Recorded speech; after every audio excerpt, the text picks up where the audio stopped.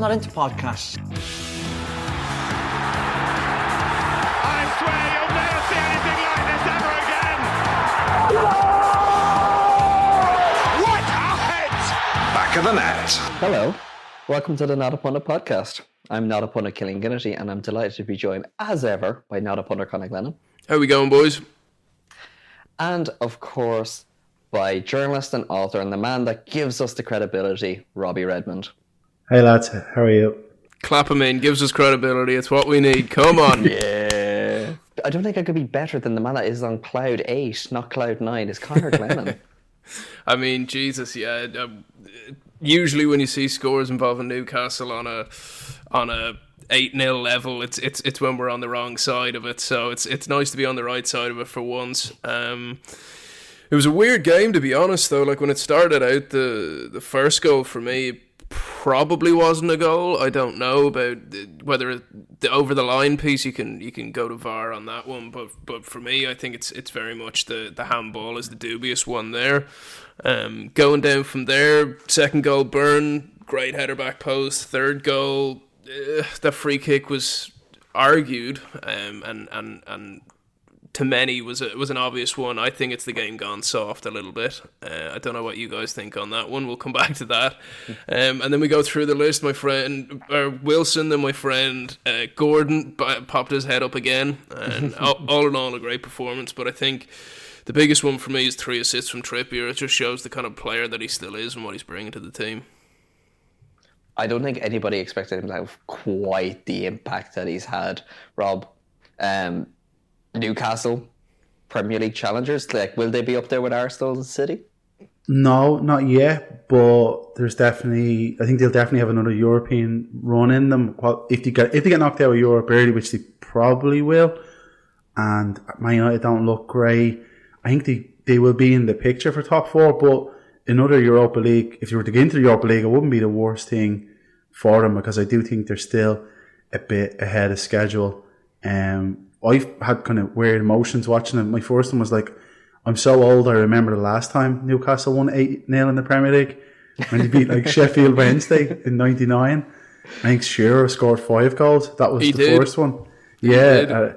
Second one was just like, God, these promoted teams are terrible. And I know we're going to come to this, but yeah, I wouldn't say I was bored by the end, but I did feel kind of, not as, obviously Conor, you wouldn't have felt that as a Newcastle fan, but as a neutral, I was like, it was kind of bloodless. And I seen a photo of that woman reading a book when Sheffield United were 7-0 down.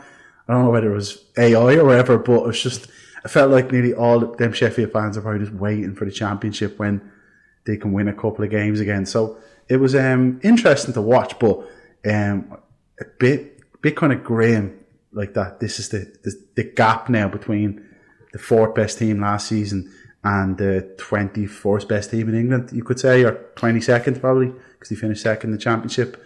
But Newcastle do look like there's a good bit of squad depth there, and this kind of idea that Europe would knock them off course probably won't come to fruition just yet anyway.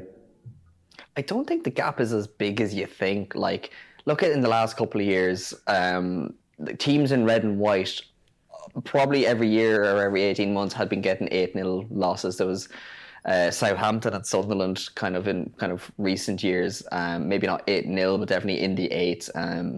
Like, Conor, is it that big of a loss? Like, I don't think it's panic stations for Sheffield after that this early. I think it's panic stations for John Egan. I don't think it's panic stations for Sheffield United as a whole. I think he'll be questioning his kind of at least run for an Ireland team and that, or even the leadership of the dressing room. But look, there's always a turkey every year. There's always a massive win like that, whether it's kind of the 7-1s, the 8-0s, or anything like that. I think the biggest disparity, though, going back to Rob's point, between the two clubs was the fact there was 8 different scorers is humongous. And I think the second thing as well is it's the most shots on target in the Premier League in the last 7 years. Like, I think stats like that really back up what Rob's saying in terms of that void. But is it a killer blow for Sheffield United? Look, we're only 6-7 games in. Once we get into double digits, we'll have a better kind of side of what's going on. But as of now, I'm I'm kind of on the fence, but leaning more into Rob's garden than anything. One thing that game was missing for a proper Premier League classic was like a 5-goal scorer, like a Yakubu or a Viduka. Like that's the one thing I think that like Premier League's missing now, where you have that one shithouse striker that's going to get like 4 or 5 goals in a game and then just sit back for the rest of the season. Like, yeah, and that's when them games you see those freak results. Usually there is one player who just shoots the lights out. Like I remember Wigan lost 9-1 to Spurs, but Jermaine Defoe scored 5. Or going back, speaking of being old, going back to the mid-90s when Andy Cole scored 5 against Ipswich. Or usually there's an inspired performance in there, but this was just Newcastle being kind of efficient and like targeting set pieces, and you're just like, oh god, like Sheffield United can't even be good at set pieces. This is usually what these teams who get promoted are good at, and it just felt kind of bloodless. And it came to I had an epiphany then that I just think that and combined with other things, that the Premier League is the competitive balance is too skewed towards the big teams, and I think there should just be 18 teams in the league because there's just too many turkeys, and it's fun to watch. It's like it's spectacle or something, but I think it's becoming more and more these type of crazy results, and the gap between them. Could you get a bet on Sheffield United to stay in the Premier League? Like, I just like, you couldn't give me a free bet on that. There's no way they will, and I just think it's time maybe to cut too loose. I think it would make the Premier League more competitive. When you put that in the group chat about going down to 18 teams, myself and Connor were like, we had a little side chat just kind of going, what has Robin been drinking? Like, there's a baby on the way. Has he already lost his How's sleep? his day going? Yeah, what's happened? No. I've honestly... Plead your case, go on. Okay, do you hear the people going like, remember like the project Big Picture, all the kind of, the owners of Man United and Liverpool come out with this idea, and everyone's like, this is disgraceful. One of them was cut the Premier League down to 18 teams. Like, this is terrible. And I'm like, I actually think this is a good idea. Like, so Burnley, Luton and Sheffield now have 3 points between them after, well, Burnley and Luton have a game in hand, but they have played 16 games between them. So that's 48 points on play, and they've 3 points between them. Now, like, it's just, they're not good enough. And then you look at what other metric are we going to look at? It's not their fault. Like, so let's say, like, if you look at like Transfermarkt that has like Manchester City's total market value of their squad, it's 1.18 billion. Like, that's a lot, obviously. And we're not looking to compete with them. But even, let's say, who's a run-of-the-mill team that you can think of there? Like, here's Everton, a terribly assembled squad. Or Bournemouth squad is worth 337 million. Luton's is worth 85 million. 85 million. You wouldn't buy Erling Haaland's left leg for that. Sheffield United are worth 135. Burnley a bit more towards the mean, which is they're worth like 227. And then you look at wage bills, like they're so far behind their other teams, and it feels like they're just hanging out in the league. They'll get hammered, and then they'll just get parachute payments. And ultimately, I just think it will be a better league if the bottom 2 teams, if it just cut out 18 teams, 2 teams get relegated every season, 2 get promoted, and there's a playoff between the third last team in the Premier League and the third top team in the Championship. So like, Man United's wage bill this season is 200 million. United are a mess. So here, let's say Liverpool, they're a well-run club. Theirs is 134 million. Luton's is 3.6 million. 3.6 million. Sheffield United's is 13 million. Burnley's is nearly 21 million pound a year. Now, there's a good book out for years now, Soccernomics, where they say, forget about managers, forget about transfers. The biggest indicator of where your team's going to finish is its wage bill. And Brentford are going beyond that. They're 34 million. They're next on the list. They're punching above their weight, because they're a really well-run club. They've probably got players under value, wherever it might be. But Burnley, Sheffield United and Luton are just, on every metric, I just don't think they're good enough to be in the Premier League. Like, Luton lost last night to Exeter. Like they're not. I don't think they expected to be in the league, and I don't think they were prepared to be in the league. It just happened, and they're like, "Oh, that's Christ." The beauty of the Premier League is like, this stuff can happen. I don't know, and then like you're sludging through. We love watching football, so you probably shouldn't say this. I think there's too many matches on. Like, I don't need to really watch Luton v Burnley.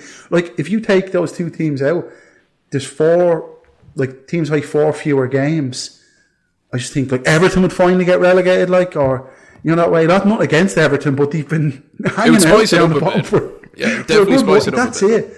And then you have these teams like who drop in, or the yo-yo teams, and they never seem to get better. Like Norwich have been relegated 6 times, like 6 times in 30 years. So I think that the product would improve, and I sound like a capitalist here, like a raging capitalist. I'm not. It's just like the Bundesliga has 18 teams, Ligue 1 has 18 teams. I just don't think the quality is there for those 20 teams, and it just shows in these type of results. And again, it's not a bad day. Like I watched Man United lose 7-0 to Liverpool in March. Like the two teams are on roughly equal level. Yeah. If you looked at them, that can happen. But this is just 8-0 felt probably about right. Like, and that just seems a bit grotesque or something to me. So for a better product, as a neutral, as a passive fan, Killian, just watching vegetating, watching Sky Sports, I'd gladly wave off Luton and Sheffield United now, basically. Keep Burnley around maybe because they won the championship. Give them a chance. Just to really put the fucking firecracker amongst the pigeons, Connor, a lot of Rob's arguments are the same arguments, reasoning for the Super League. Oh, you're really throwing him into the fire now. Gary Neville will be coming at you. I mean, when Rob first said it, I was horrified.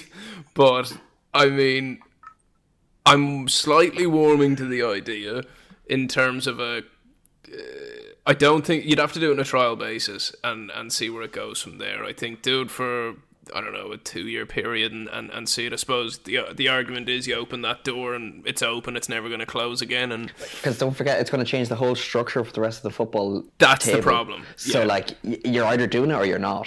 Yeah, I think the bit that has me interested is that kind of relegation playoff. That's big TV. That's big advertising. That's excitement. I think any fan would watch that.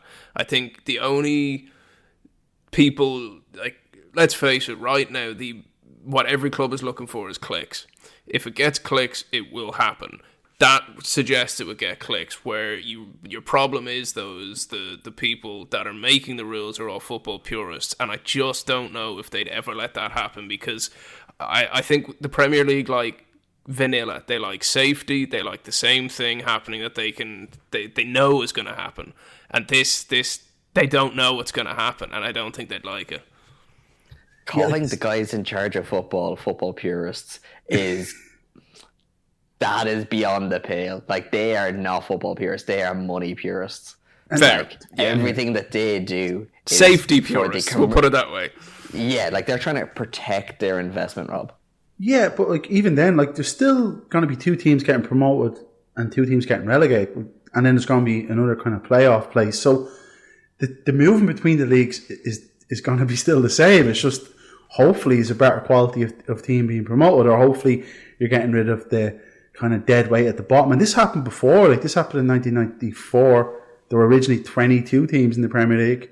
No one's crying because Swindon Town isn't there, or Ipswich, or wherever it might be. So R.I.P. Yeah. Like it's just like I know I sound like a bastard, but if you actually look at it and stop and you go, it's September and we know who are going to be relegated, give or take. Like, so the last time 3 teams had 1 point each at this stage of the season was the 2020-21 season, the COVID season, and they were Burnley, Sheffield United and Fulham, and 2 of the 3 were relegated, Fulham and Sheffield United, and Burnley got out of it because they had Sean Dyche, who was like this is his specialty. So you could make an argument that, well, there's a lot of the season to go, but I think Luton in particular could probably finish on fewer points than Derby.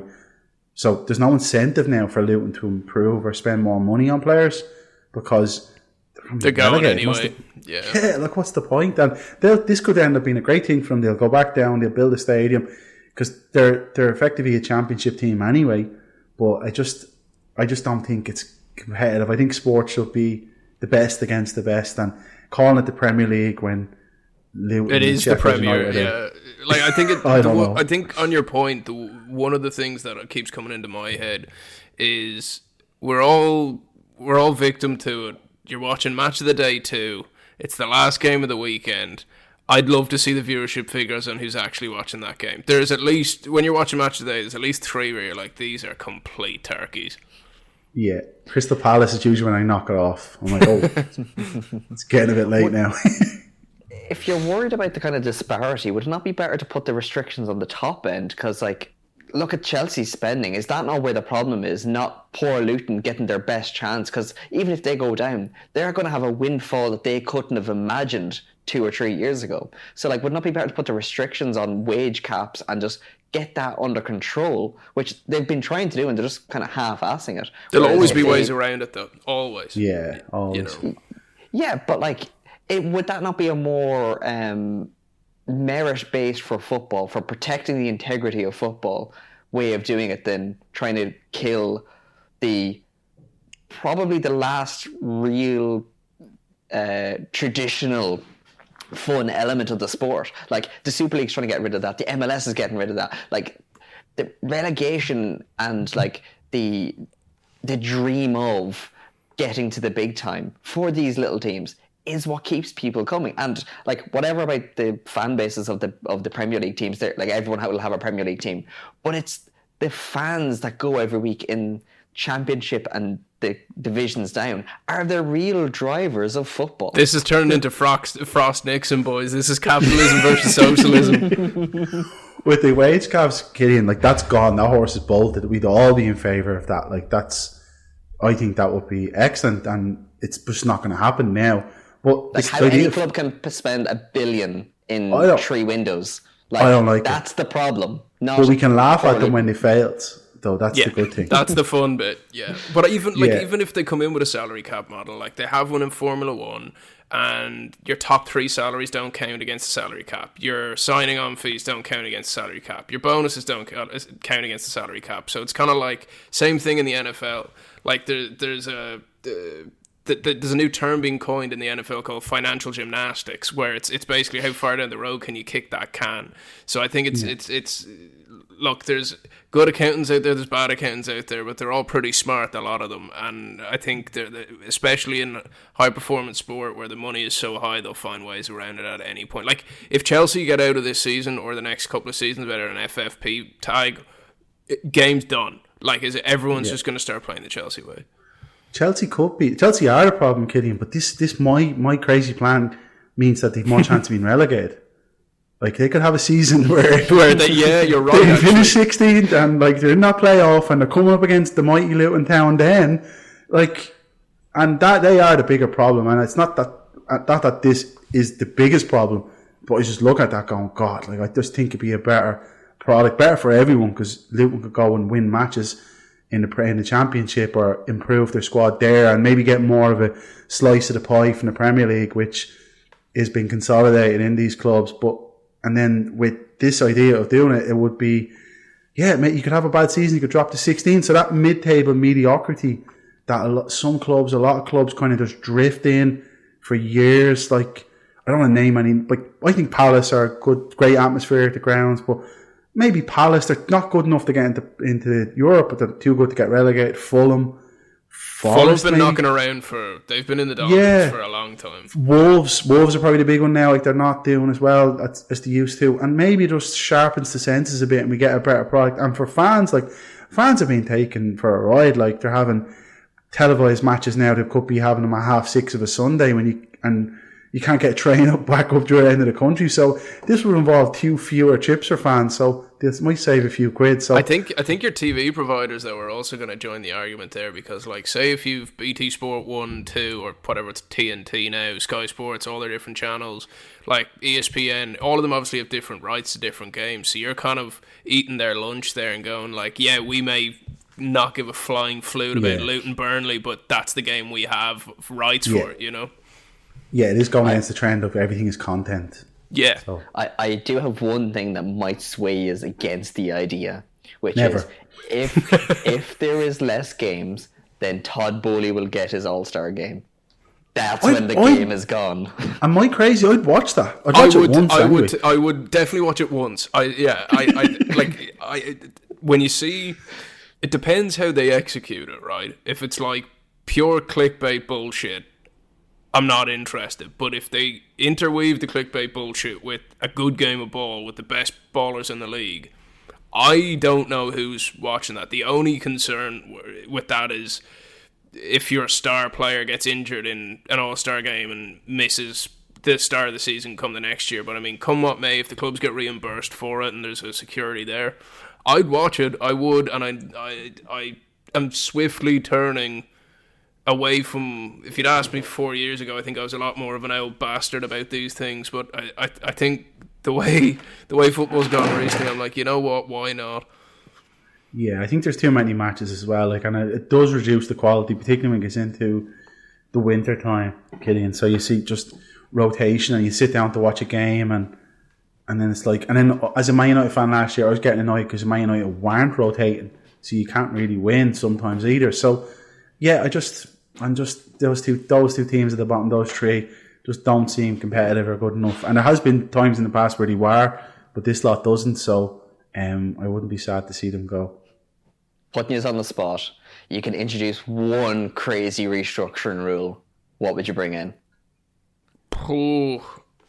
My one would be a promoted relegation playoff. That's good. I like that. The third bottom and the third top fight each other, and that's who gets you decided who gets to say. So if it's like Wolves were to finish 18th and Sunderland were to finish third in the championship, well, then they battle out, and it's on that one game that Wolves either live or die. For me, I love that. I love dogfights like that. I'd take a Champions League place away. Maybe more than one. Maybe top two only get Champions League. That said, then you're left with City and someone else. So yeah, probably 3 Champions League spots for me. Wherever Rule investigates Man City for years and years of financial doping and cheating and ruining the sport, and failing that, I don't know, maybe something like an NBA style trades like that. That would be fun for a while. Like, what's Erling Haaland worth? Or what give us 4 players plus a draft pick run away. Yeah. What would Villa have got for Grealish that time when City paid 100 million for him? Maybe something like that. Amalgamate the academies. Like, instead of having like each club having an academy, just have like a UK academy. And a draft system. And then a draft system for the superstars. But then only thing I can say about that is it'd be a fucking crime if Erling Haaland went to Luton. Like, that is it. No, it wouldn't be Haaland. So it'd be more like, say, Garnacho, instead of getting the breakthrough at United, he could be going to that. I could vibe with. Yeah, that I could go with. Yeah, it's like it's that slightly younger one, and if they don't like it, then fuck off to Europe. Thank God we're not in charge of anything. Jesus Christ. Well, one man I am very glad is in charge of his team is Ange, because Connor, what a bloke. I love him. I've said, you know, on air and off air that for decades I've despised Spurs, but between Maddison's son and Big Ange, I'm really starting to kind of change that. And I don't know if you guys saw it, the fan forum and kind of how Ange was reacted to the question from a young fan, and it's things like that'll, and a lot of people would sadistically think that he's trying to, you know, put cash in the bank for if things don't go his way, but he's just not that guy. You don't operate that way. And there was some really nice his reaction to the kid was beautiful, and then I think his post-match comments were also just absolutely stunning. He's got a big fan in me, and it seems like he's bringing a lot more Australian eyes to the Premier League as well, from what I'm reading. He seems to be their kind of darling, and I think people are starting to appreciate now what they had with him as an international manager and what they missed out on, maybe. And the same with kind of Japanese-based fans as well, I think. And like, I think an appreciation of what he did in Japan, as well as what he did for Australia, and then what he did as Celtic. It's like, it's going to be helped, like Football Manager are now bringing in Japanese League, and I think just that kind of acquainting the level of football over there in the likes of a video game will be a big benefit to like the likes of us, where we're just kind of talking shite on a night about football and just having that kind of surface level knowledge. And I think, Rob, that'll be kind of a big kind of tell for, because I remember there was a link at one stage, a former Leeds defender, going back to your 20th century football, Patrick Kisnorbo. He was doing well out in Melbourne City, and I think he has a coaching job now with either a Championship or a Premier League team. But he was actually being linked with like Sunderland at one stage when we were in League One. So I think that we could, on the back of Ange, see a nice little Asian influx. Create a portal, I suppose. Yeah, and it just shows that the football, there's life beyond these.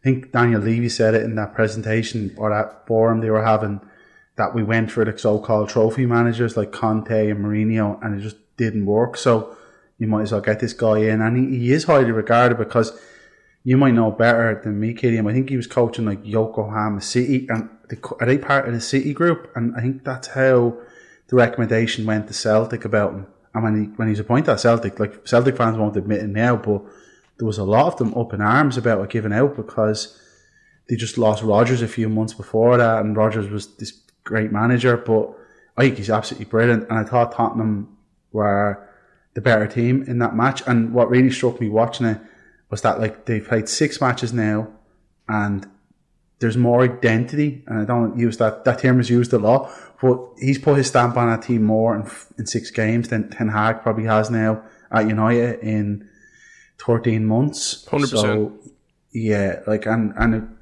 Maddison's great to watch. Son is back to his best, brilliant finishes. He just seems to have this Midas touch with players, and it's just great to watch as a neutral. And that really struck me, because he's a lot closer to De Zerbi and Guardiola, the elite coaches, and Klopp than Ten Hag and maybe the next rung under that. I think he has something special, definitely. He was at Yokohama F Marinos, who are 20% owned by Citigroup and 80% by Nissan, and who their big main player seems to be now Ryo Miyachi. Do you remember him from Arsenal? That rings a bell, yeah. On loan. He was on like a Bolton and Wigan and all that, just that random middle winger. He's over there, and he's still only 30. Jesus. Robbie, that's some serious pub quiz knowledge right there. Fair play. I read a profile of him a couple of years ago, and that stuck in my head that, you don't hear how these things work. Your fans are like, oh, why did he appoint him? Because someone who knows something, who knows what they're doing, recommended him, and the football he plays is on that elite level. Like De Zerbi as well. Like, he's playing football that, you might not know this guy, he might not be a famous ex-player, but he's doing something right. And it just, Postecoglou seems to have that perfect mix of he's at the forefront of the game in terms of his tactics, but his human skills. I'd love to have a manager like him. Oh, you'd run through a brick wall for him. You'd absolutely do anything for him. And I think you can see that in that second goal where Son and Maddison just do a smash and grab job and kind of run it through. And, you see, I saw another video going around, I don't know if it was Instagram or whatnot.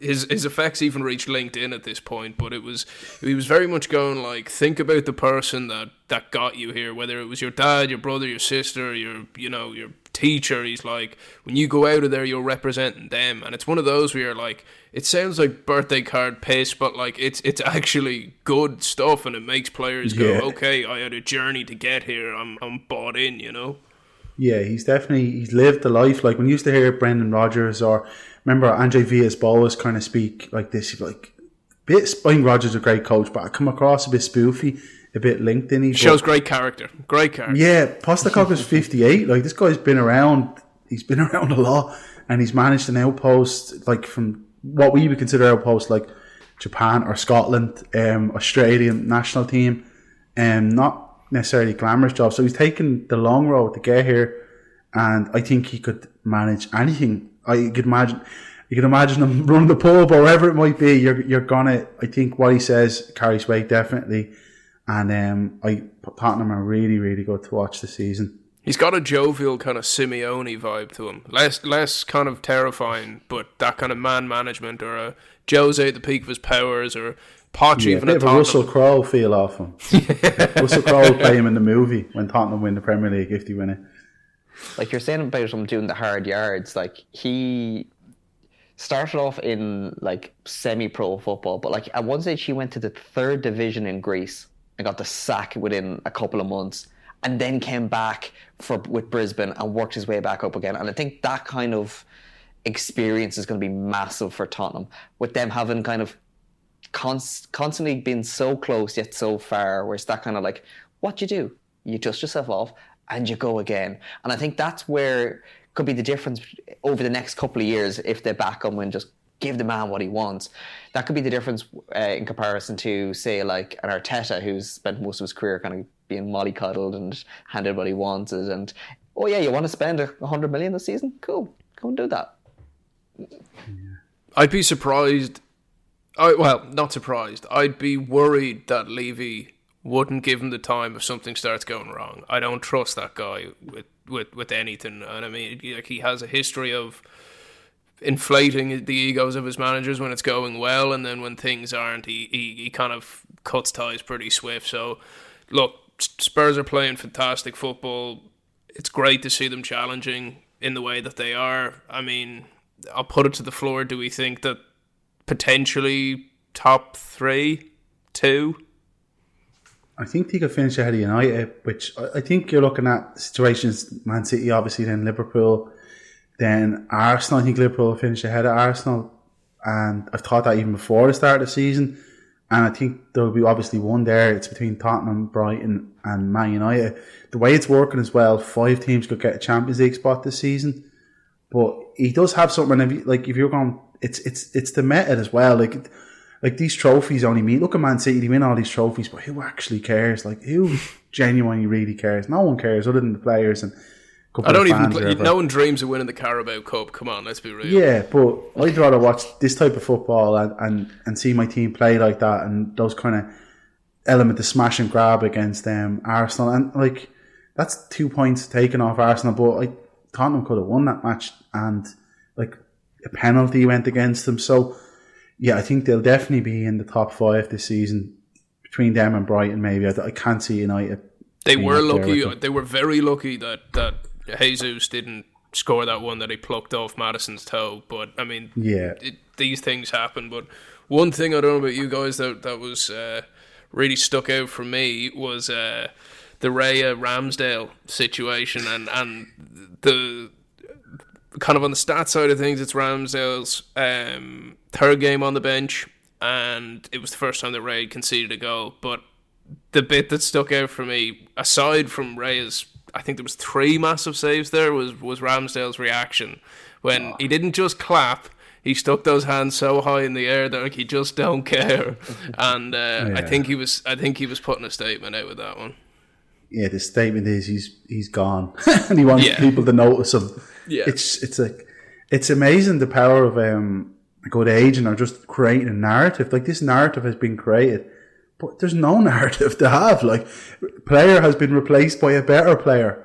Like, it's that simple. Like, it really is that simple. And Ramsdale, he just stop clapping and stop all that nonsense. Like, just like, bide your time. He had his chance. He had not only did he have all last season and the season before, he had first 7 or 8 games of this season, including maybe 6 games this season before he dropped them. He had plenty of chance, and like, he's not good enough. He's not on that level, and less clapping and more just let him get on with it, because he just needs to stop trying to put the attention on him and get his agent to stop leaking that he's linked with this team or that team, or pundits coming out and saying that it's a mad decision or it's this or that. It's not. David Raya is a better goalkeeper. It's that simple.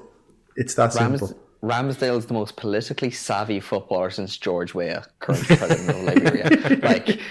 Like I have never seen posturing like it. Like, Rob, you sent it into the group.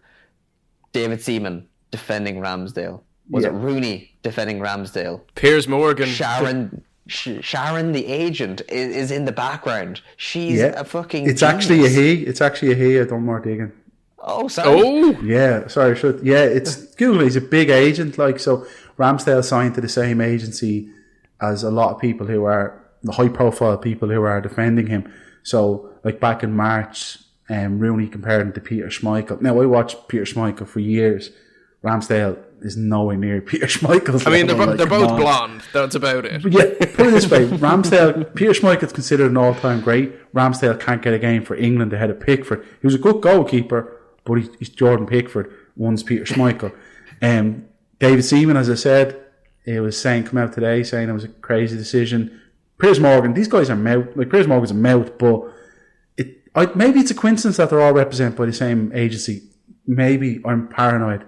I don't know, but it just seems like there's a narrative.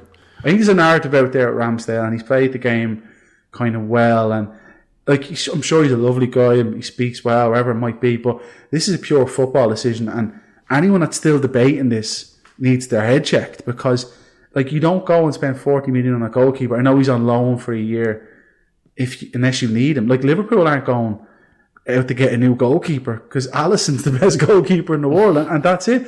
Like Real Madrid aren't going to sign a new goalkeeper unless they have to, because they've Thibaut Courtois. Same at Man City.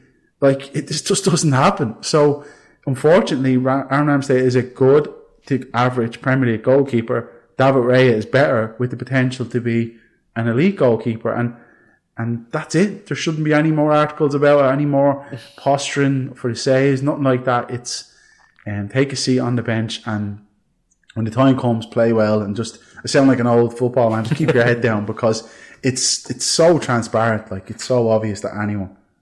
I think there could be a little bit of a rift between Ramsdale and Arteta coming up, but I think that would still pale in comparison to Sancho and Ten Hag still at each other, Connor.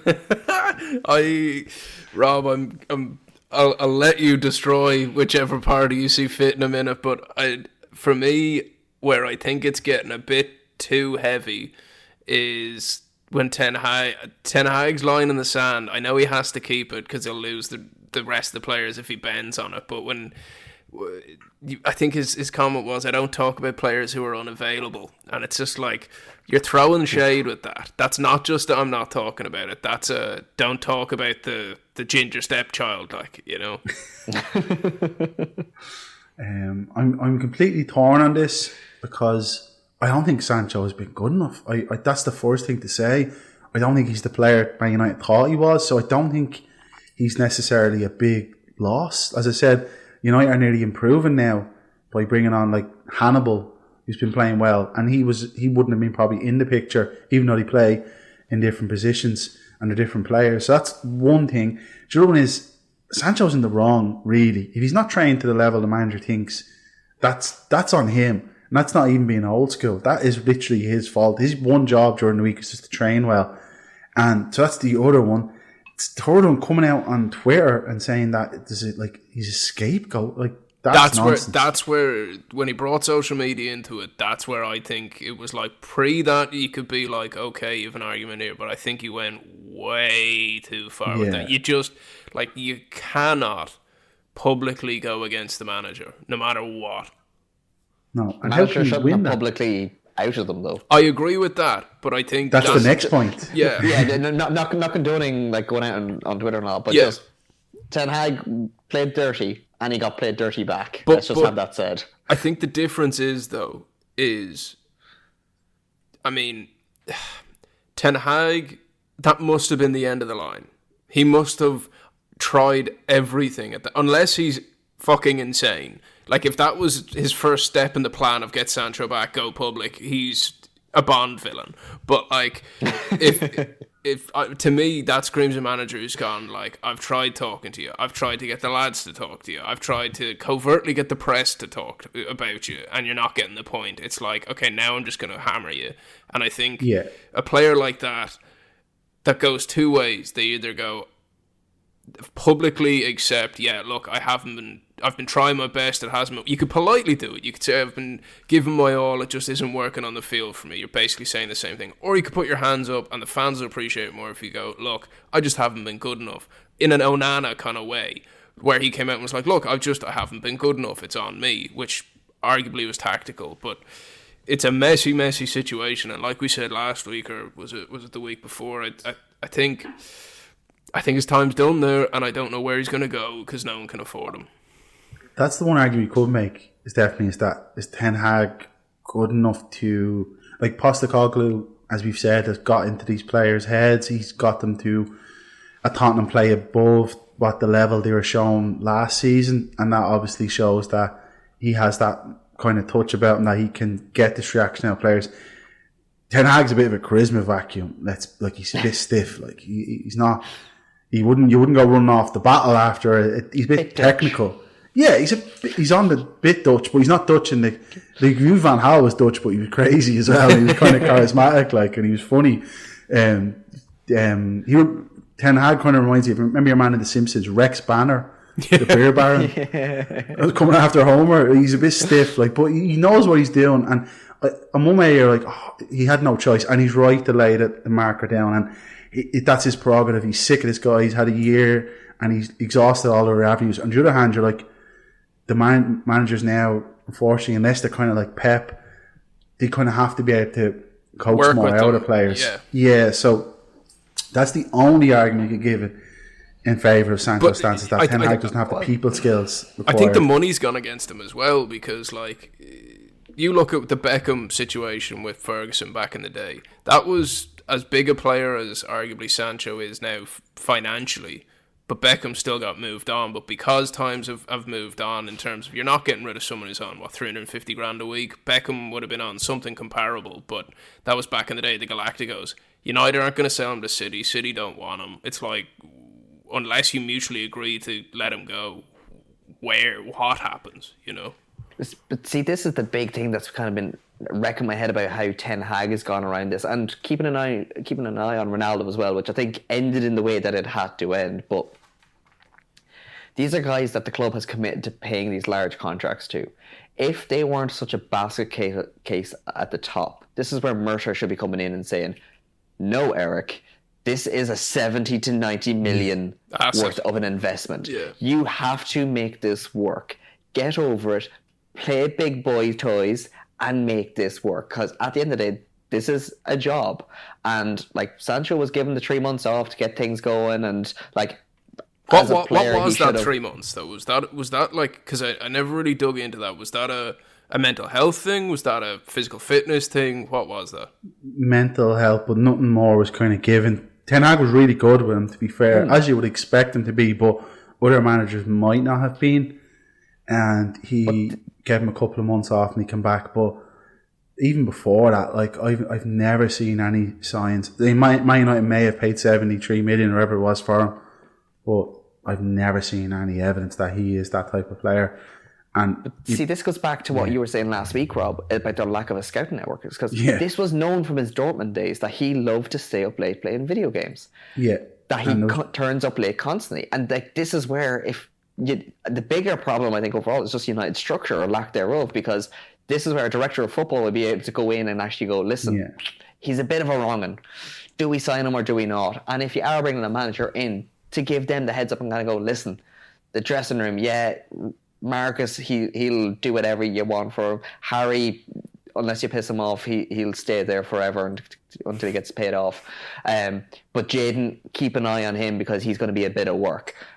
United don't seem to have that. Coming from Ajax, though, he's used to young players. I'm sure, like, I know the Ajax Academy is a stellar institution, but there's defo wrongings in there too that I'm sure he had to figure out. So it's like, this isn't new ground for him, you know? Yeah, sure, but the thing with that was there that... Neres or... David Neres, yeah. There's always support structures with there, though. Like, he had a director of football, Mark Overmars, and he had a CEO, Edwin van der Sar. Like, it was literally his job to coach, and then he might run up the line that this guy's a problem or that guy's a problem. But Man United just doesn't seem to be that there at all. And it's not just Sancho. Like, none of the players, a lot of the players seem to have poor attitudes. Like, did you see the clip last week of McTominay being out sprinted by the referee?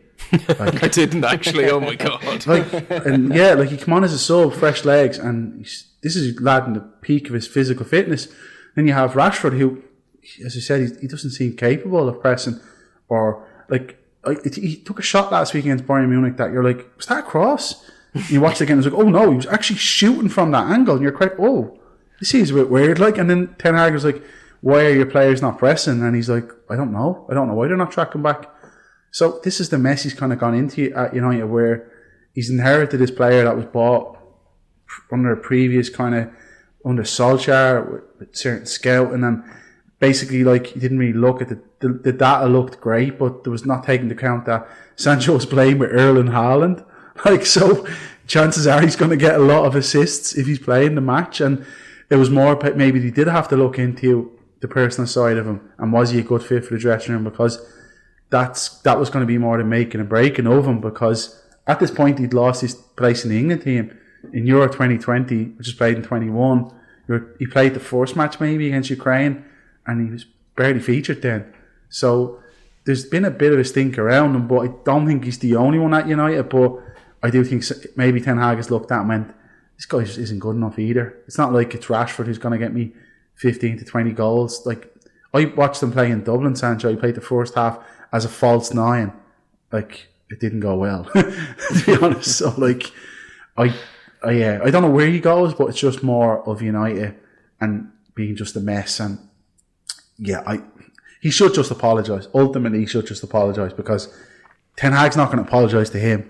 And if he wants to play football again, he needs to swallow his pride and get on with it, really. Just a quick aside, because you mentioned referees and messes. Did you see the Jermaine Genius controversy over the last day and a half? So for those that haven't, basically Jermaine Genius was the face of stopping abuse against referees, and then he was on Twitter saying that there were shithouses and all this kind of stuff. Connor, where do you stand? Is he right? This is why you need to be very selective about the brand deals that you do in any walk of life. Look, there's referees out there who are dire across every sport. Wayne Barnes, shout out to you. But I think regardless of your opinions of referees, when you're in the position that he's in the media, you can't be doing that, especially when you're being touted as Lineker's replacement on Match of the Day. You need to keep a clean nose. And regardless of that, like, it's not okay to do, because it just sparks fury. And look, kids are going to look at that. And I know Jermaine Genius isn't a major player amongst the under 16 demographic, but it just reflects in the grassroots, I think, and kids end up calling refs everything, and it's a tough job, you know. Yeah. I have to say I have a lot of sympathy for the referees, because I think, and Rob, I'll get your opinion on this now. I think they've been given a hard time over the last year. Yes, there's been some calamitous decisions, but the rules are changing so often now. That, and they're so grey as well.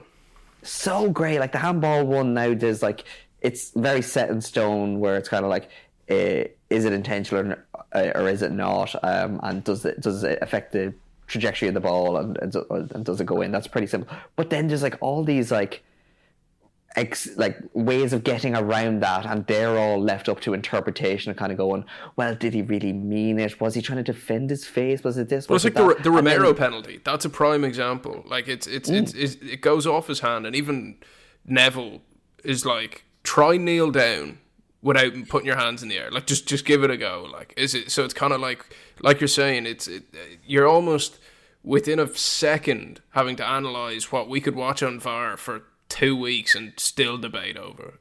It puts them in an unfair position, you know.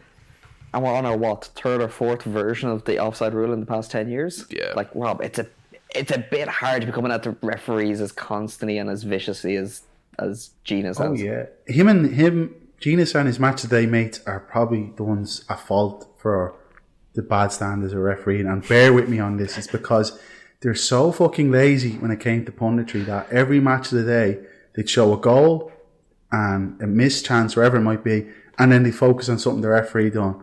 And you're like, oh, that's wrong. They got that wrong. They go, why did he make that decision? I'm like, ultimately, the referee makes that decision because they thought that was the right decision. That's it. That's what they can do. And that's, for years, we had this talk of, oh, we need technology in football. That'll cut out mistakes. And it was like Genius and Lineker and these bad pundits, really, were the ones at the front of this. They were leading the charge.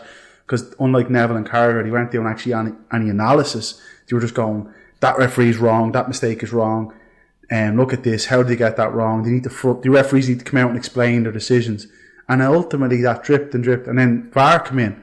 And it's got so much worse then since VAR came in. And now there's changing the handball laws, there's changing to offside laws, and it's just refereeing hasn't got any better because they're human. They can't be any better. There are some good ones.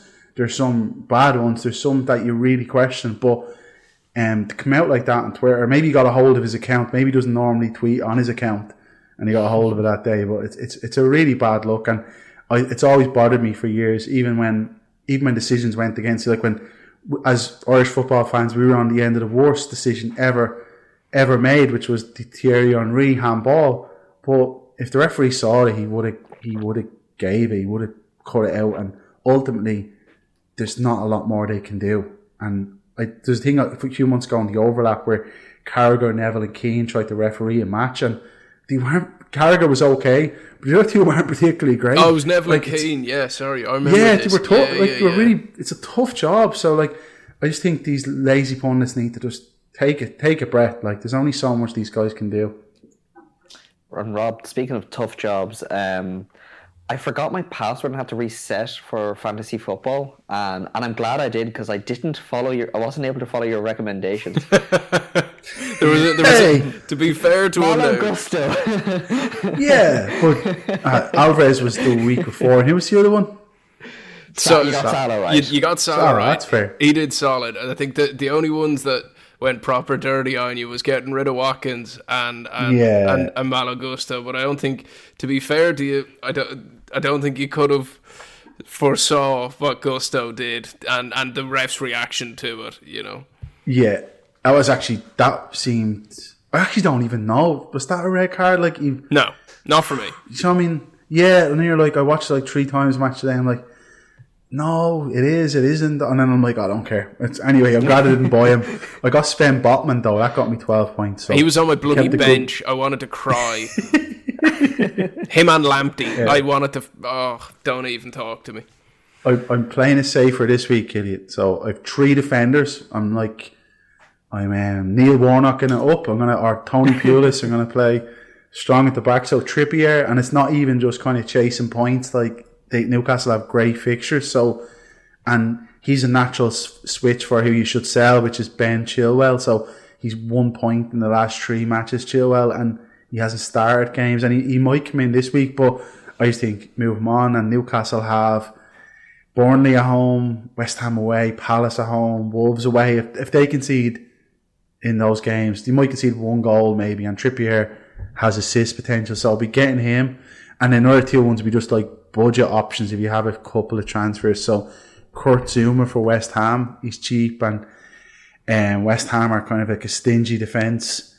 They have Sheffield United, and you want to be kind of targeting bad teams. They have Sheffield United next, so, and the other one was Dallow. So United beat Palace 3-0 last night, and they play him again, and Dallow will definitely start because United have so many injuries. And then I'd sell Sterling because there's too many good midfielders. If you bought him a couple of weeks ago because he was playing well, I'd just move him on because there's too many good players to hold on to anyone not doing well. And then I'd sell Ramsdale because he's not getting back in. And if he was your only goalkeeper, move him on and get someone like Alphonse Areola off West Ham, or anyone really, even David Reyes. So I wouldn't be sticking with Ramsdale. Martinez is my go-to. And don't worry, Rob, I'm still a card-carrying follower of Robbie's FPL tips. So I have at least one right. You're my Ange, Rob. I'll follow you into war. And actually, just because you mentioned Warnock, if people haven't seen it, we started a new little thing on our social channels, which you should go and follow at Not a Pundit podcast, where we did a little story on Neil Warnock following his dreams, or should I say his wife's. So if you want to learn more about that, head over to the socials. And gentlemen, that brings us to the end of another episode. My thanks to you, our listener, and of course to Not a Pundit Conor Glennon. Thanks, Mill boys. Great chat as always. I look forward to the flack of an 18-team Premier League coming back on us. And my thanks to journalist and author Robbie Redmond. Thanks, Killian. Follow us on social, give us a like, leave a review, do all the good stuff, and we'll chat to you next week. Bye-bye. I'm not into podcasts. I swear you'll never see anything like this ever again. What a hit! Back of the net.